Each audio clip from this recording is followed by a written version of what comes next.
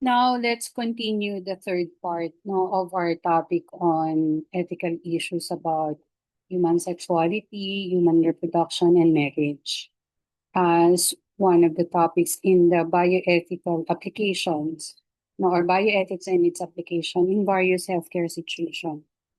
Now, this time, we're going to cover one of the most emotionally heavy part of the chapter. We will cover abortion, rape, and other problems related to the destruction of life. We will also look at three things. First, the clinical definitions and types of abortions. And there are many types, so we will go through them carefully. Second, the Philippine legal frame.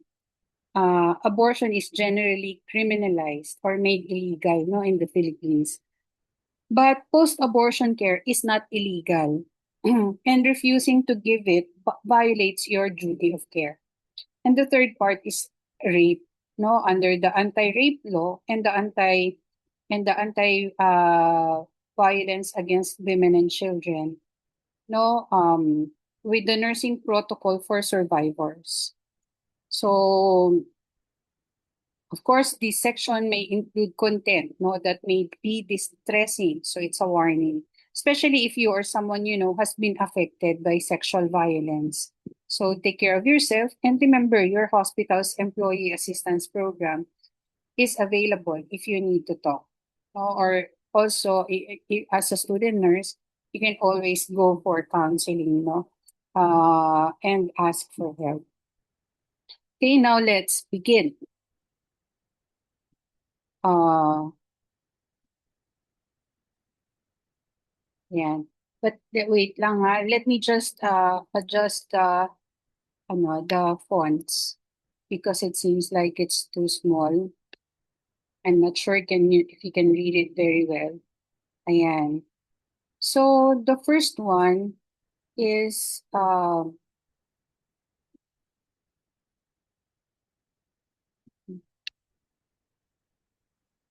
okay.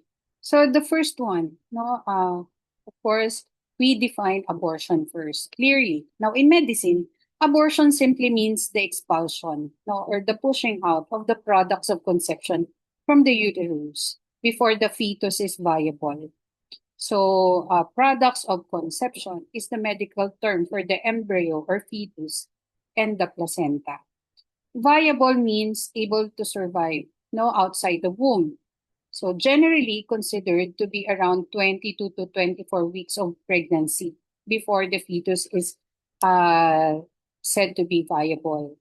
So an abortion can happen naturally, or another term is a miscarriage, or it can be induced, meaning intentionally caused.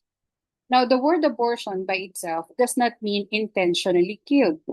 That is a common misunderstanding. Okay, now look at the 12 boxes now in the screen. Each one is a specific type of abortion. First, we have the complete abortion.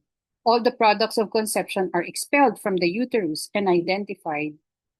Next is habitual abortion. This is when a woman has had three or more spontaneous miscarriages.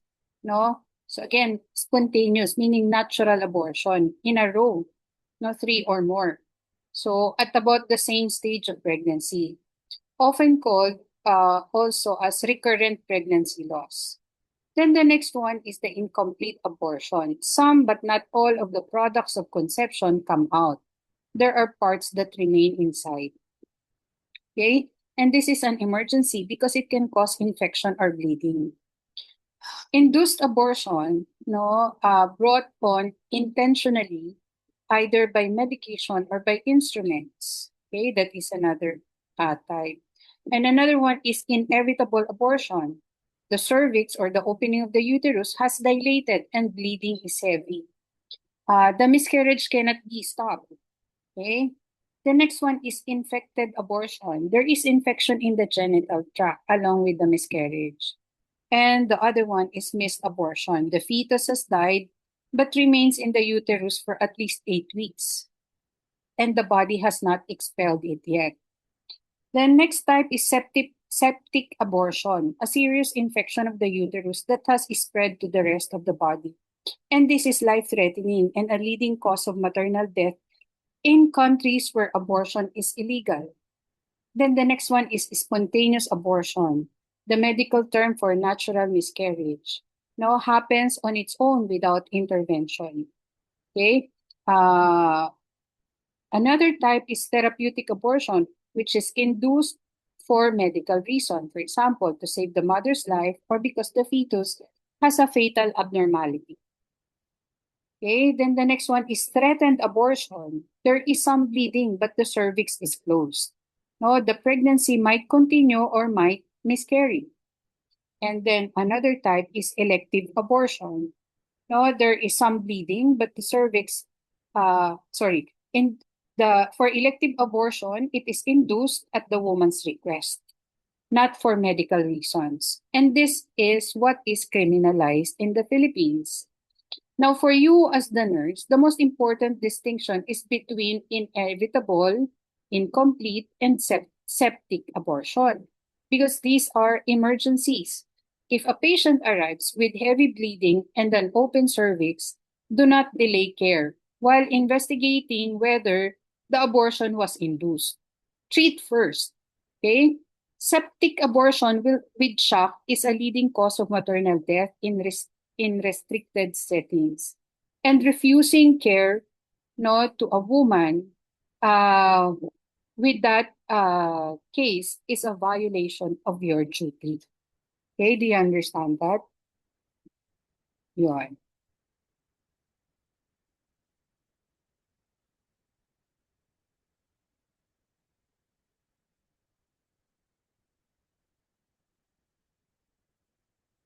Okay, now this slide lays out the arguments no, on both sides of the abortion debate.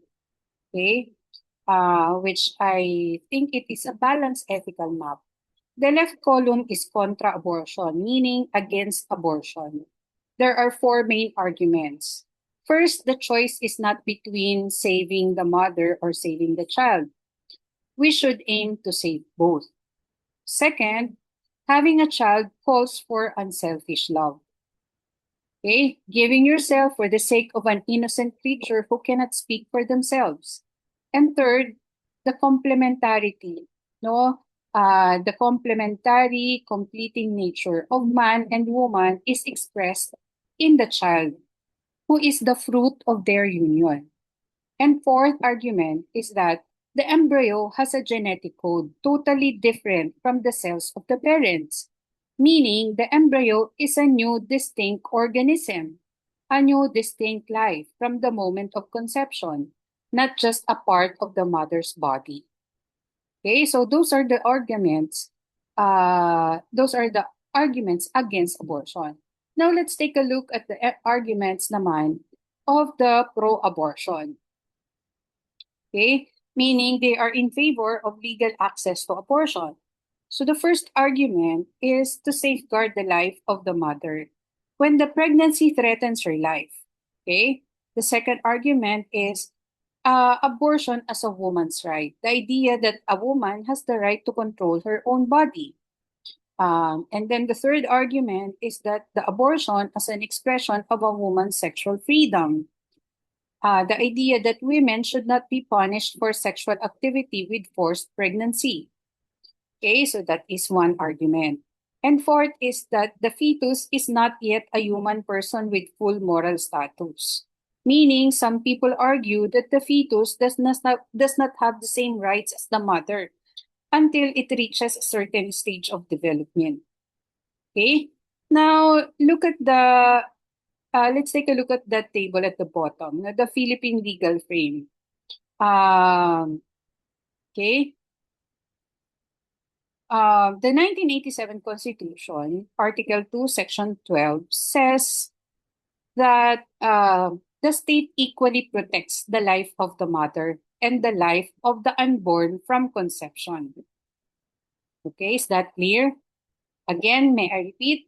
The 1997 Constitution, Article 2, Section 12 says, the state equally protects the life of the mother and the life of the unborn from conception.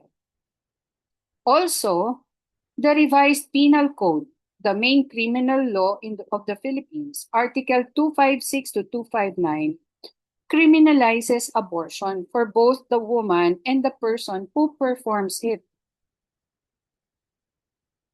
Okay? So, and next, post-abortion care. Even though abortion is illegal in the country, in the Philippines, post-abortion care is legal and required. So refusing to give it is a violation of duty. And this is supported by the Department of Health Administrative Order of 2008, no, 008E, and the RH Law Section 7. Okay? Um, the practical note for the nurse: when a patient comes in after an abortion, whether it was a natural miscarriage, a self-induced abortion, or a back alley as procedure, you give the same standard of care. You do not investigate the legality first. You do not report to the police unless hospital policy or a court order specifically requires it. The World Health Organization makes a clear distinction between abortion care, now providing the abortion itself, and post-abortion care, which is treating complications after abortion. Okay? The post-abortion care is never optional. It is obligatory. Do you understand?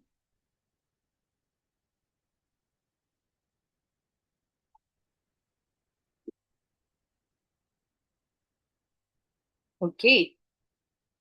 Now, let's talk about rape. No, the Anti-Rape Law of 1997, or Republic Act 8353, no, and the 2022 amendment under Republic Act 11648 will be the focus of our discussion, no, in this slide. The RA 8353 was a major reform because it reclassified rape. Before this law, rape was treated as a crime against chastity, meaning it was seen as an offense against the woman's purity. Okay? Republic Act 8353 changed that. It made rape as a crime against persons. Recognizing that rape is a crime of violence, not of passion, because those are two are different. Republic Act 11648, passed in 2022, raised the age of statutory rape from 12 years old to 16 years old. No? Statutory rape means sex with someone below the legal age of consent. So regardless of whether the young person agreed, because the law says they are too young to give valid consent. So now any adult who has sex with someone under 16 years old commits statutory rape, even if the younger person said yes. Is that clear? Now let's look at the left column. The key legal points here is that rape is committed by a man who has carnal knowledge of a woman, meaning sexual intercourse. Now, under any of these circumstances, by force or intimidation, no, when the woman is deprived of reason or unconscious, for example, drunk or drugged, by fraud, for example, pretending to be your husband, or when the woman is under 16 years old. No? Okay, so yon, that is rape. Now, marital rape is now also now recognized, meaning husband can be prosecuted for raping his wife. And this was a major change. The penalty is reclusion perpetua. No, that is a Philippine prison sentence of 20 to 40 years. Okay? Qualified rape with aggravating factors like the victim being a child under 7, no, or the rape leading to death, carries the death penalty. Although the Philippines now has a de facto or in practice moratorium on the death penalty, meaning no executions have been carried out since 2006. Okay, now look at the right column. The nursing protocol for safe for survivors. Okay, the nursing protocol for rape survivors.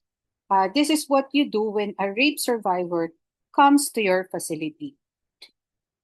what are you going to do? First is you do the triage. You check, of course, the ABCs, airway, breathing, circulation, the basic life support check, then screen for life-threatening injuries, head injury, internal bleeding, etc.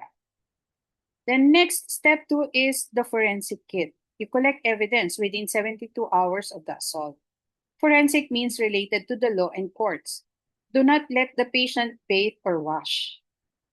You understand? Do not let the patient bathe or wash. Preserve her clothing in paper bags, not plastic. Plastic can damage biological evidence. Okay? For step 3, trauma-informed care. Explain every step of the exam. Get consent for each part.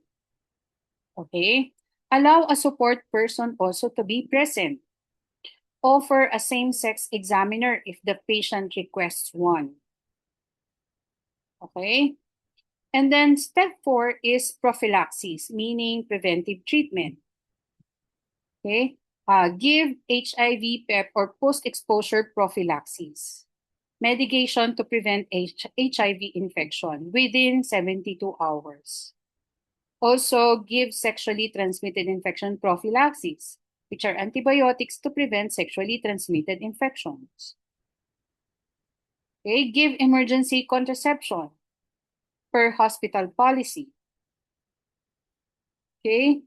The RH law, section 7, supports access. No?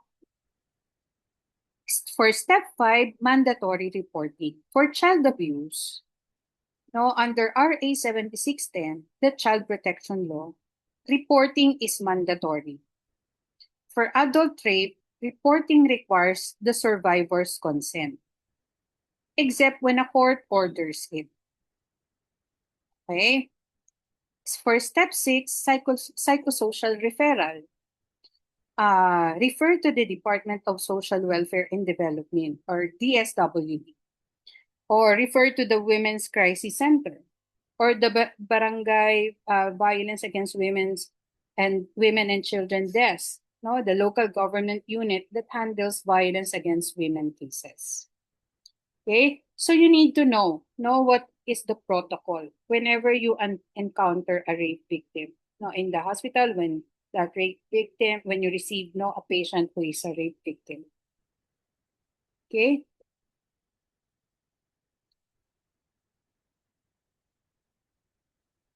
Now, this slide is about the Anti-Violence Against Women and Their Children Act.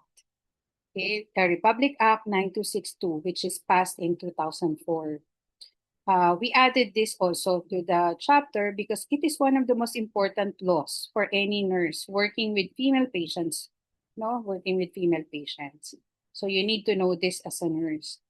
Violence against women and children is most often called as VAWC. Violence against women and their children is a public crime as defined in the Republic Act 9262, meaning it is treated as an offense against society, not just against the individual victim. Okay? This is important because it means anyone can file a complaint, not just the victim. See the difference? Okay? So kanina, di ba, yung rape, previously it was a crime against chastity. And then later on, now it becomes a crime against the person. No, it is no longer a crime of passion. And for the violence against women and children naman, it is a public crime. So anyone can file a complaint, not just the victim. Now look at the 4 forms of VAWC. For the number one is the physical violence. Wait lang. I think there is. Okay, for the number 1, physical violence, which is about bodily harm. It involves hitting, slapping, kicking, choking. So those are example of physical violence. Number 2 is sexual violence, This includes rape, sexual harassment, acts of lasciviousness, meaning sexual acts that are not intercourse, that do not involve intercourse, but are still violating the woman or the child, like unwanted touching. And those are acts of lasciviousness. Treating a woman or her child as a sex object, making a sexually demeaning remark. Okay? And number three, psychological violence, like intimidation, harassment, stalking, marital infidelity, cheating on the spouse, repeated verbal abuse. No, so yun. Those are psychological violence. Number four is economic violence, withdrawing financial support, preventing the woman from getting a job or keeping her money. Okay? Now, look at the steps at the bottom of the slide, the referral chain. This is the sequence of steps you follow when a survivor discloses violence. Step one is hospital intake and safety screen. You assess the patient, you screen for danger. Then for step two, medical care and forensic exam. You treat the injuries, you collect the evidence. For step three, refer to barangay BAWC desk. The patient can file a barangay protection order issued within 24 hours by the barangay captain, or a TPO, or temporary protection order issued by the court. Okay? And then step four, refer to DSWD, no, or Women's Crisis or Center, for shelter or for counseling and support. And step five is prosecutor referral, filing the criminal case within 5 days. Okay? It's important that the nurse will screen silently. Okay? Yon. But if a patient discloses violence to you, you must act. You never tell the survivor to go home and work it out, because that is also a violation of Republic Act 9262, Section 9. Okay? One important note is that RA 9262 only covers women in dating, marital, or formal relationships and their children. So men cannot be victims under this specific law. They fall under the regular revised penal code. But your duty of care is the same, regardless of the patient's gender. If you suspect violence against women and their children, but the survivor does not want uh, help, you just document and offer a discreet referral card with hotline numbers. Is that clear?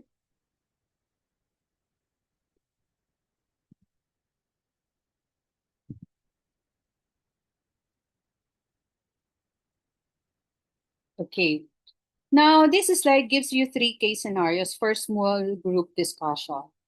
You can use this to study on your own, no? Each case takes about 10 minutes. All right. First case is about conscientious objection. You're a Catholic staff nurse at a Department of Health clinic. A 19-year-old unmarried patient asked for an IUD or intrauterine device. No, you personally object to artificial contraception because of your faith, and that is all right. So you apply the four principles of UCHAMP and Childress. Autonomy, respect her choice, beneficence, act in her best interest, non-maleficence, do no harm, and justice, fair access. And the reproductive health law, no, section 24 on conscientious objection supports you. So what do you do? What do you document? What do you not document? What you need to do is that you provide accurate information. You refer her to a colleague who will insert the IUD. You document that information was provided and a referral made. But you do not document your personal objection for any judgmental language about her decision. Is that clear? For case number 2, about embryo disposition, a 36-year-old patient completed IVF with 8 embryos created. She had one successful live birth. Now she asks you to counsel her about the remaining 7 frozen embryos. Her options, uh, to keep them frozen, she pays an annual storage fee, or to donate to research, or to donate to another infertile couple, or to discard them, or compassionate transfer them into her uterus at a time when implantation is unlikely, thus allowing a natural death of her embryo. So outline a non-directive counseling framework, meaning you give information without pushing her toward any particular choice. Okay? Then case 3 is about a rape survivor and emergency contraception. A 15-year-old comes to the ER within 12 hours of being sexually assaulted by a known perpetrator. Her parents want emergency contraception, no, administered to her. The patient says yes. The hospital pharmacist objects on religious grounds. So you walk through the legal, ethical, and clinical steps. You cite Republic Act 8353 or the anti-rape law. You also cite the child abuse law, which is mandatory reporting. You also cite Republic Act 9262 or the Violence Against Women and Children. And you also cite the reproductive health law, which is access to emergency contraception. So this is a child abuse case. So mandatory reporting applies. Emergency contraception should be administered per hospital policy. The pharmacist's conscientious objection does not override the patient's right to care. Okay, so another pharmacist or the attending physician must dispense what is needed. Facilitator tip: no student is required to disclose personal beliefs. Okay, the discussion about the framework is not about you as a nurse, as the nursing student.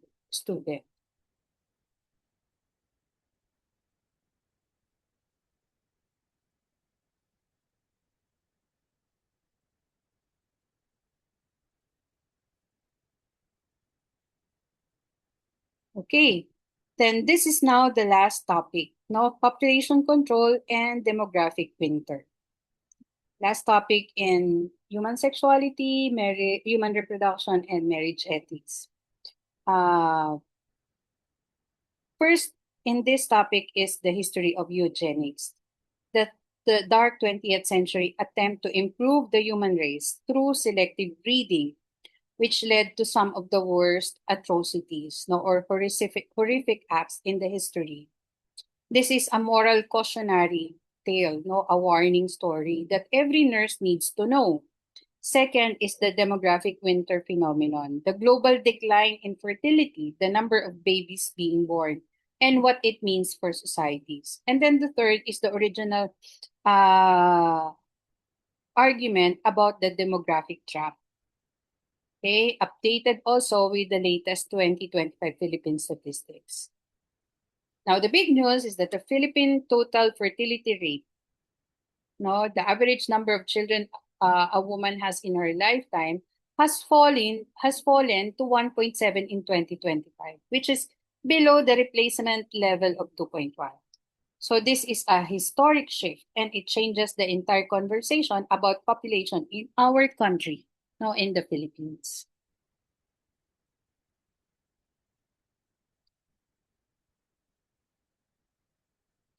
Now, let's talk about eugenics, a word you need to know because it is one of the most morally dangerous ideas in modern history. Eugenics was coined or invented in 1883 by an English scientist now named Francis Galton.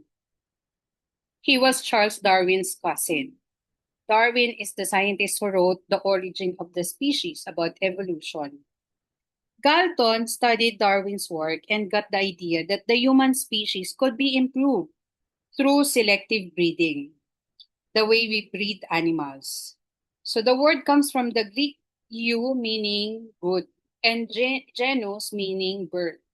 So eugenics literally means good birth. Galton defined two types. Positive eugenics means encouraging people with desirable traits to have more children. And negative eugenics means discouraging or preventing people with undesirable traits from having children.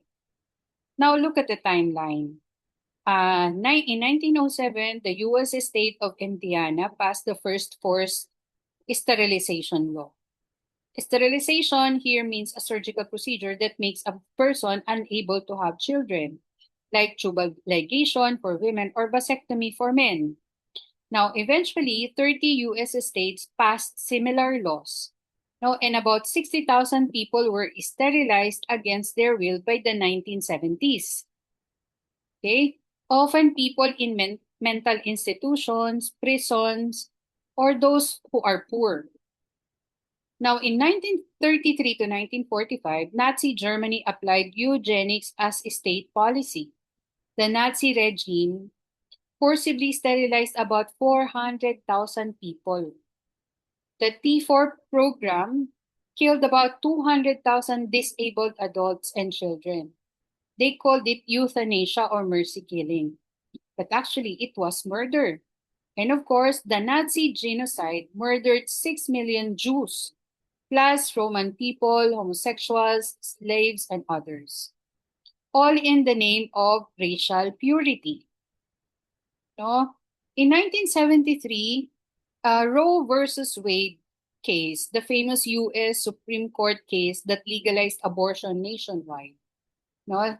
Um, it notes concerns that some abortion providers, particularly Planned Parenthood, were accused of targeting poor and minority neighborhoods. Okay?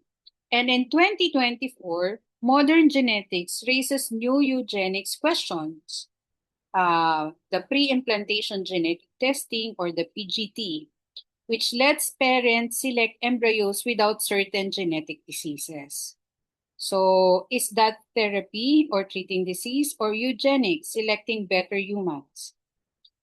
Disability rights advocates worry that selecting against certain conditions devalues the lives of people who already have those conditions. Now, what is the lesson for us nurses? That every population control program that bypasses individual consent has produced injustice. Okay? And as a nurse, you protect the individual patient first and the population second. The Nuremberg Code of 1947, no, which we discussed no, in the first chapter, the Nuremberg Code of 1947, written after the Nazi doctors' trials, is the direct ethical response to these crimes. It established the absolute requirement of informed consent in all medical procedures. Okay?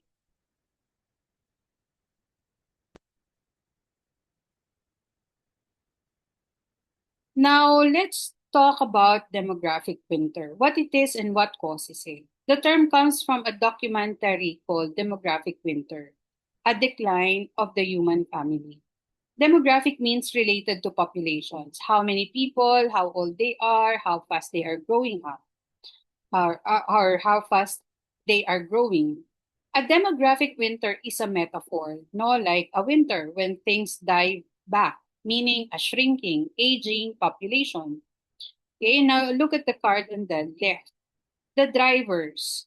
The drivers or the causes of the demographic winter, according to the documentary, no, are these. First, men and women are delaying marriage.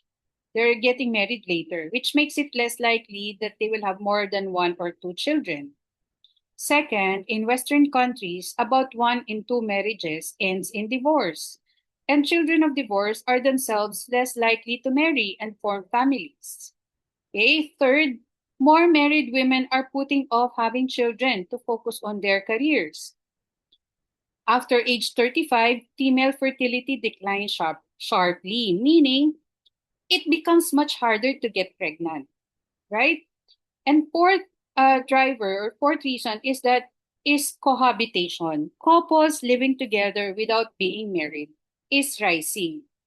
In Scandinavia, Norway, Sweden, Denmark, almost as many couples live together without marriage no, as with those who are married.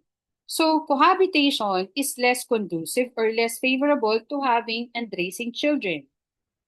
Fifth, a culture of individualism, meaning a worldview that puts the individual person first, tells young adults that satisfaction comes from careers, romance, travel, and personal growth, not from having children.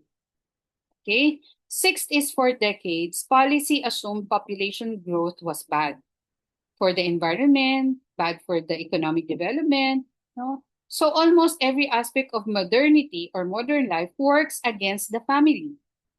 Now look at the right side, the image of aging hands. This is what the demographic winter looks like up close. More elderly people, fewer young people to take care of them. So the economic mechanism we are going to discuss no in the next slide. Um, the Philippines has, as we have said, no, has crossed a historic threshold. Threshold. Look at again at the four big numbers at the top. No, is 1.7 as the total fertility rate in 2025.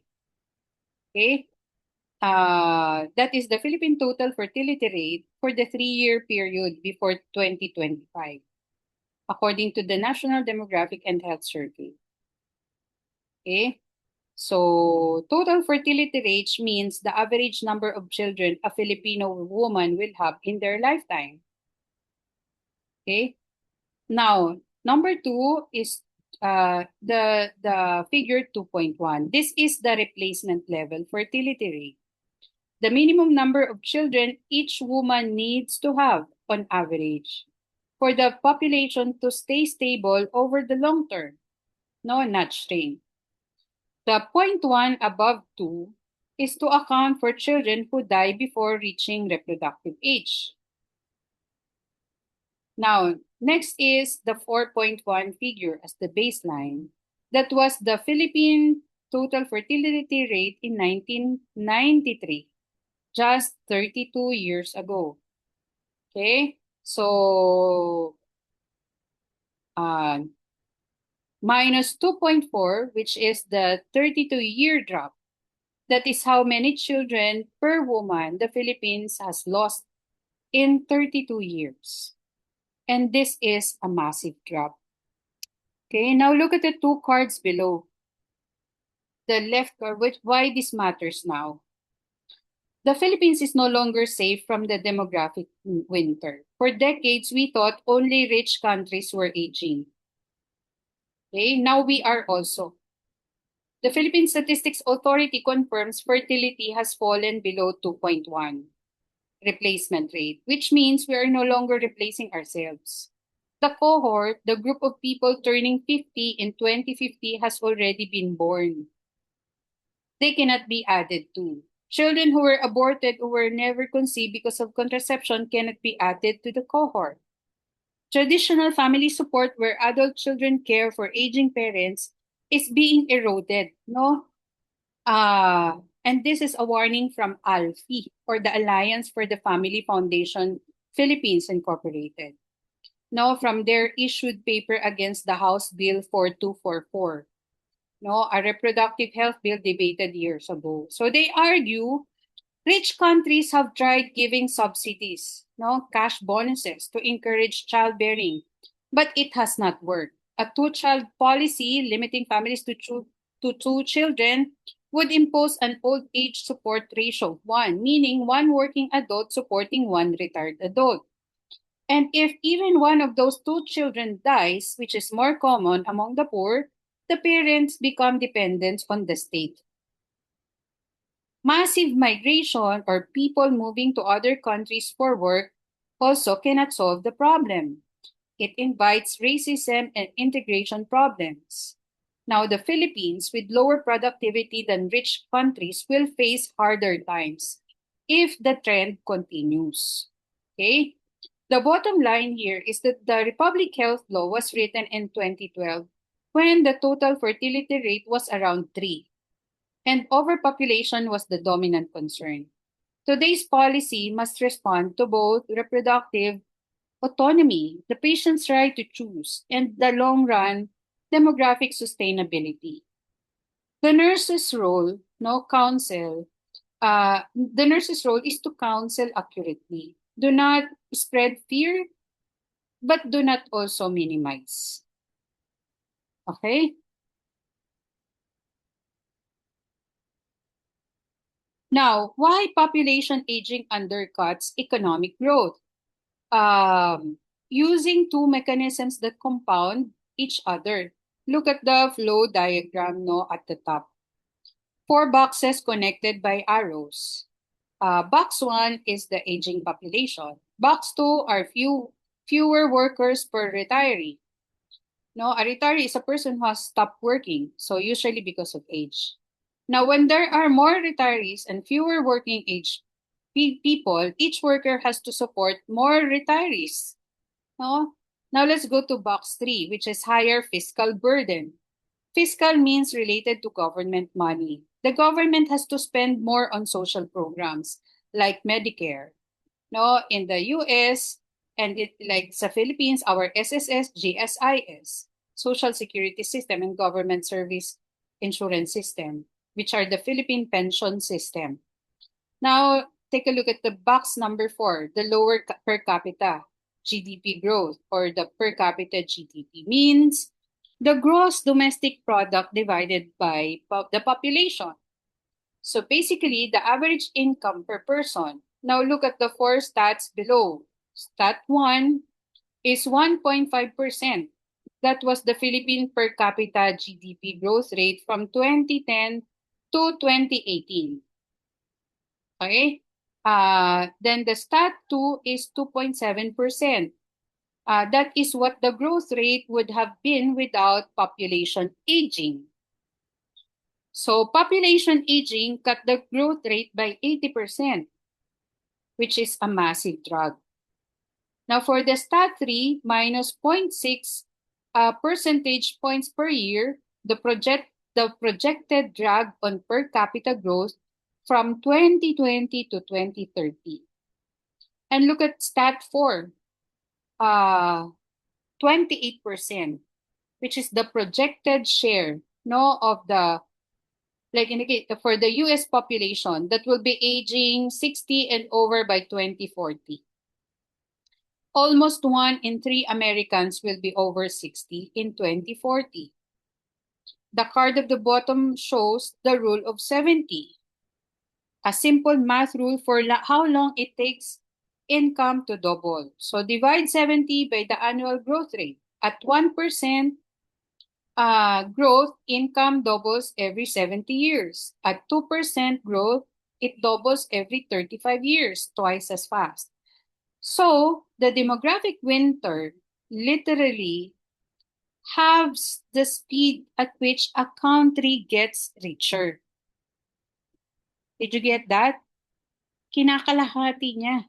So the policy solutions proposed, in one research paper in 2016 by Ayer and colleagues, there should be less restrictive migration policies.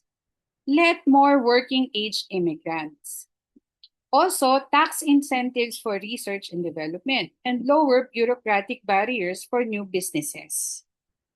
Now, for us nurses, specifically, an aging population means more demand for geriatric or elderly nurse or elderly care. Also, it would require more palliative care or end-of-life care and chronic disease management, and fewer working age nurses to deliver that care.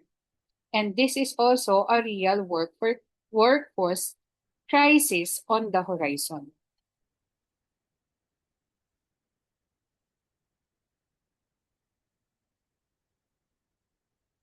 So what all of this means for you as a Filipino nurse? You sit at the intersection, the meeting point of 4 ethical anchors. The anchor is something that holds you steady. So the first anchor is the Philippine Code of Ethics for registered nurses. The second is the International Code of Ethics for Nurses. The third is the four principles of biomedical ethics from you, Champ and Childress, yung autonomy, beneficence, non-maleficence, and justice. Okay? And the fourth one is the Philippine law. Now look at the left column. The specific articles of the PRC code. No, Article 3, Section 6, which provides care without discrimination. That means you do not discriminate based on age, gender, religion, ethnicity, sexual orientation, or socioeconomic status, whether rich or poor. Article 5 holds patient information in confidence. You can only break confidentiality when the law requires it or when disclosure is needed to prevent serious harm.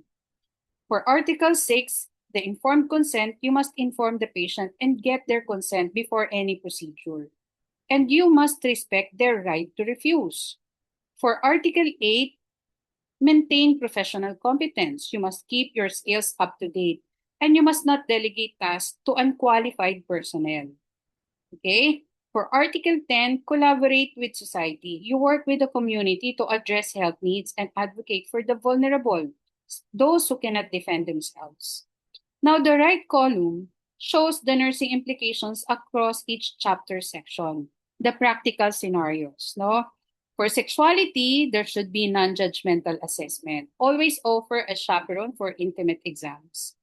For marriage, accurate documentation of next of kin, the conjugal property, custody, and surrogate decision makers. For contraception issues, important are informed consent, no contraindication screening, and conscientious objection referral per RH Law Section 24. For artificial reproduction, informed consent again is important, covering both clinical and ethical dimension, including embryo disposition counseling. For abortion, post-abortion care is never to be withheld and report per hospital policy. For rape, forensic kit within 24 hours is important. HIV PEP within 72 hours, and also refer to the barangay Violence Against Women and Children desk. For the demographic winter, advocate for accurate fertility counseling. Resist either over-alarm or minimization. Okay? Remember, the PRC code is legally binding. A nurse who violates it can lose their license. The fourfold responsibilities of the Filipino nurse to the people, to the environment, to the profession, and to the site and to the society map onto every section of this chapter that we have discussed. So, you have to read and study the code of ethics, for nurses. But don't worry, we're going to have that again in the last topic of our discussion.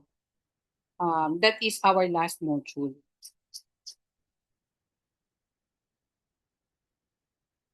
But for now, what's important is you remember these laws and those components in the code of ethics for nurses that are related, and pertinent to every topic that we discuss. So you take note of them. Okay? Now, in summary, again, sexuality is structural, not optional. Treat the patient's body as a person, never as a thing. Okay? And this comes from Screja in 2012. Okay?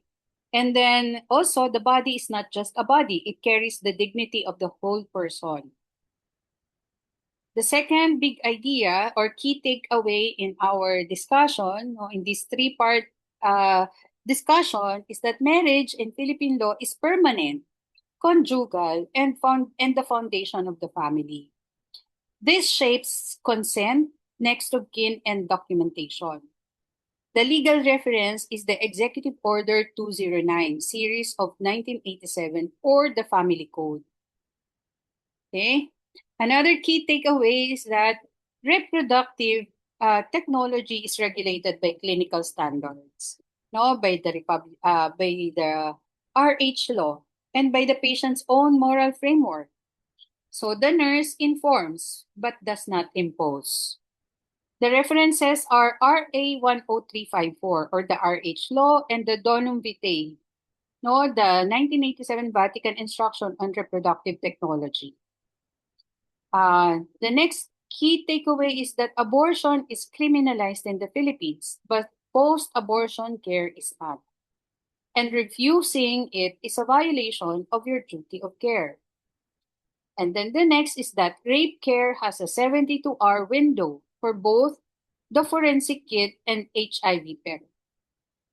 The references are the revised penal code, no, the RA 8353, the anti-rape law, and the RA 9262 or the anti-violence against women and children law. Another is that demographic winter has reached the Philippines. The total fertility rate fell to 1.7 in 2025, no, which is below the replacement level of 2.1. So we have to counsel accurately. Advocate for both autonomy, which is the patient's right to choose, and sustainability, which is the long-term demographic health. The reference is the Philippine Statistics Authority 2025. No? So to close, I want each of you to write one paragraph in your own notes answering the question, which of these 5 ideas will be hardest for me to integrate into my practice and why? So that is your reflection, no, in your notebook.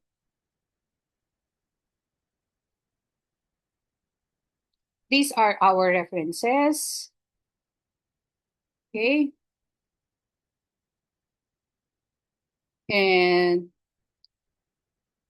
again, in closing, our position is to accompany the patient. We do not impose. We document. We do not judge. We inform. And we do not decide for the patient. Okay? See you. Thank you everyone for listening.